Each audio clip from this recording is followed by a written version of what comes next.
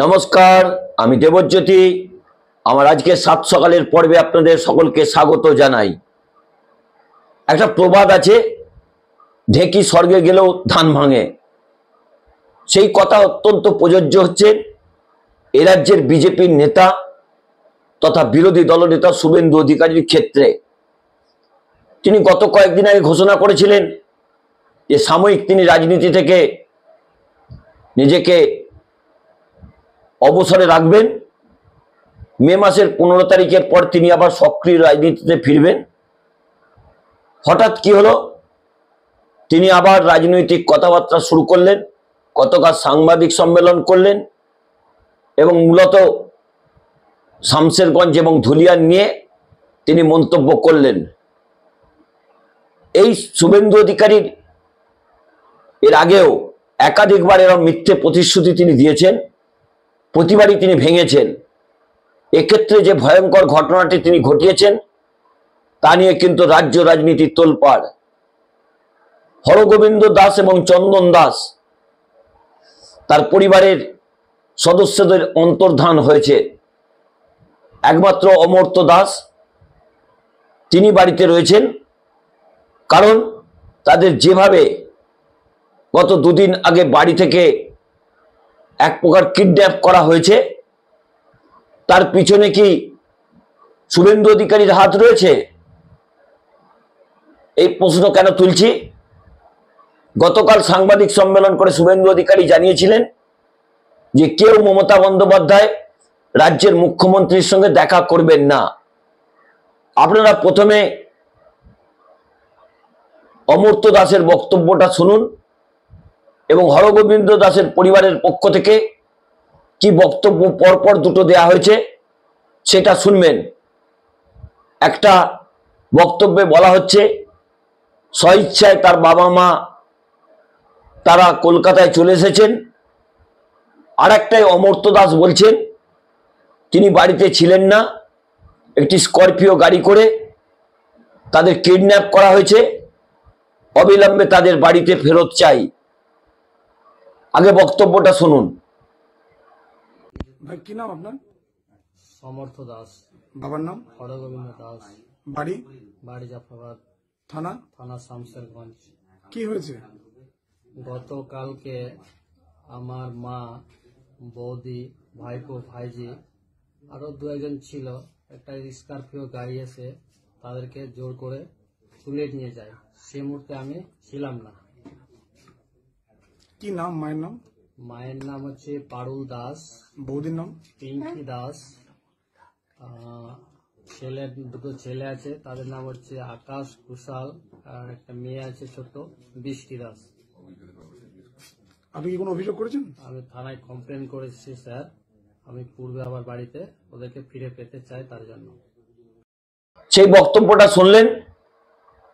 শুভেন্দু অধিকারী তো সাংবাদিক সম্মেলন করে গতকালই তিনি বলেছেন মুরলীধর সেনলেনের সাংবাদিক সম্মেলনে, সেখানে ভারতীয় জনতা পার্টির আরো কয়েকজন নেতা উপস্থিত ছিলেন। মমতা বন্দ্যোপাধ্যায় এ নিয়ে একটা প্রশ্ন তুলেছেন, ভয়ঙ্কর প্রশ্ন, যে তারা কোথায়, এই অন্তর্ধানের রহস্য কি? এর পিছনেও কিন্তু রাজনীতি রয়েছে। চন্দন দাস, হরগোবিন্দ দাসের পরিবার তো বরাবরই বামপন্থী রাজনীতির সঙ্গে যুক্ত ছিলেন।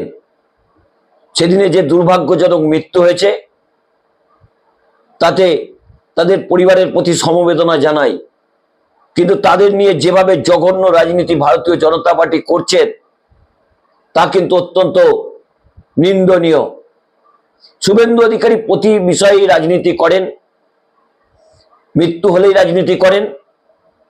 কয়েকদিন আগে কাশ্মীরের যে ঘটনা ঘটেছে, যেভাবে একজনের মৃত্যু হয়েছিল বৈষ্ণব ঘাটার, তার মৃতদেহ যখন দমদম এয়ারপোর্টে এসেছিল, শুভেন্দু অধিকারী সে নাটক আপনারা দেখেছেন। কারণ শুভেন্দু অধিকারী এখন যে কোনো মূল্যে হিন্দু, মুসলমান আর 356 চাই, এই দাবিটি তিনি লড়াই করছেন। আর একজন নির্লজ্জ রাজ্যপাল রয়েছেন, যার রাজভবনেই মহিলারা সুরক্ষিত নয় বলে অভিযোগ। তিনি আবার 356 হুমকি দিচ্ছেন। পশ্চিমবঙ্গের রাজনীতিতে ভারতীয় জনতা পার্টির এখন মূল দুটি ইস্যু হচ্ছে, একটি হচ্ছে হিন্দু মুসলমানে বিভেদ তৈরি করা, আরেকটি ইস্যু হচ্ছে 356 রাষ্ট্রপতি শাসন জারি করা। কারণ সব অস্ত্রই তারা প্রয়োগ করেছেন, ইডিকে নামিয়েছেন, সিবিআইকে নামিয়েছেন, সমস্ত নেতাদের নামিয়েছেন, সব এজেন্সিকে নামিয়েছেন, সমস্ত রকম ষড়যন্ত্র করেছেন, কিন্তু মমতা বন্দ্যোপাধ্যায়কে সরাতে পারেননি। তাই তারা চাইছেন হিন্দু মুসলমানের লড়াই লাগিয়ে দিয়ে 356 জারি করে ক্ষমতায় আসতে।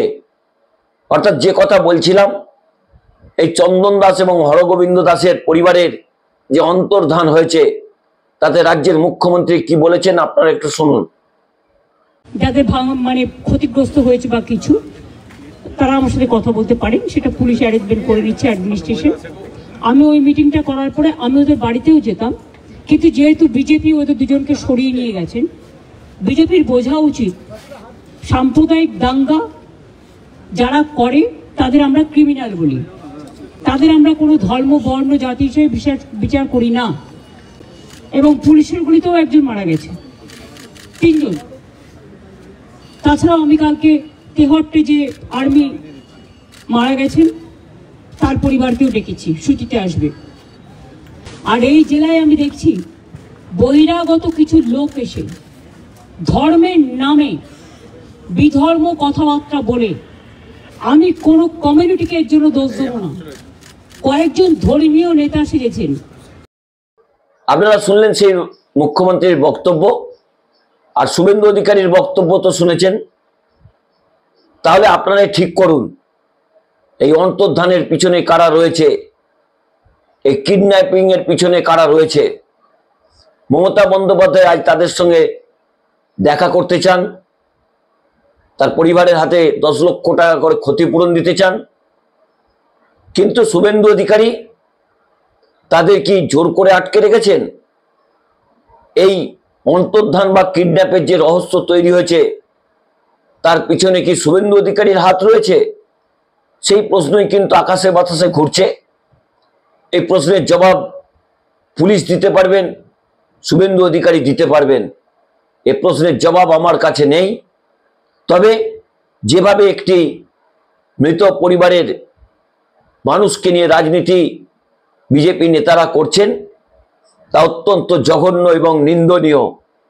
এইভাবে যদি রাজনৈতিক ক্ষমতা দখলের ঘৃণ্য লড়াইয়ে ভারতীয় জনতা পার্টি নামেন, তাহলে কিন্তু 2026-এর বিধানসভা নির্বাচনে তাদের কপালে যথেষ্ট দুঃখ আছে। নমস্কার, আমি দেবজ্যোতি। আমার এই ছোট্ট পর্বটি ভালো লাগলে চ্যানেলটি সাবস্ক্রাইব করে বেল আইকনটি ক্লিক করে আমার পাশে থাকবেন।